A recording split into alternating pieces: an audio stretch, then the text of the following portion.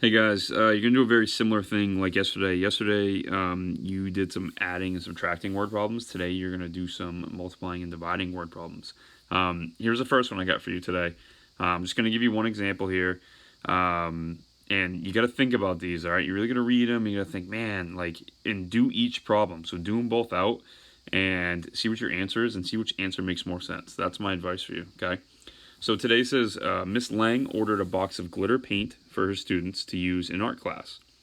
She split the bottles evenly among 8 caddies for her art tables. Okay, caddy is just a thing that holds paint, right? It's like a little box that holds paint.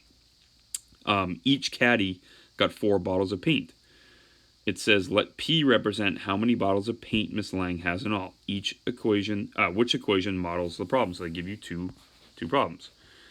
They say 4p equals 8, or they say p over 8 equals 4, okay? And remember, p is representing how many bottles she has total, okay? Now, if we do this first problem here, the T-chart, remember when I'm doing multiplication, 4 times p, I undo it by dividing, and I always divide by the number in front, okay? So 4 divided by 4, it's going to cross out. Whatever I do to one side, I do the other, okay? I'm left with p over here, right? And I'm left with 8 divided by 4, which is 2, okay? Now listen, P represents how many total she had in her room. Well, if each caddy, or each box, got 4 bottles of paint, that's what she said in the beginning, right? Okay.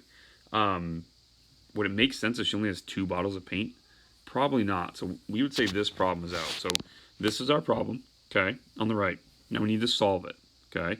So it says some number divided by 8 equals 32. Let's make our T-chart.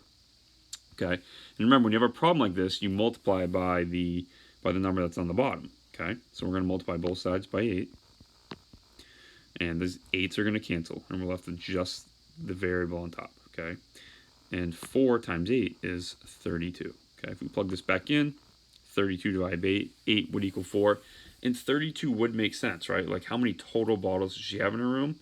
Well, if she had 8 of these caddies and she had 4 in each, right? You would just do 4 times 8, which is 32. Okay. I hope this is helpful for you. Your lesson today is GMV.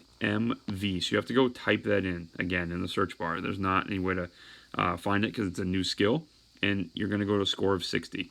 And just like the advice I gave you yesterday, if you spent 20 or 25 minutes on this and you can't get to that score of 60 and you're getting frustrated, that's a good time to, one, ask for help. And if you're not able to understand the help, probably a good stopping point for you. Don't get frustrated on it. Don't spend an hour on it, okay? Just asking you to do 20 or 25 minutes, all right? So your last skill for the week, tomorrow you're going to have Dreambox or IXL recommendations, okay? So GMV, score of a 60. Thanks.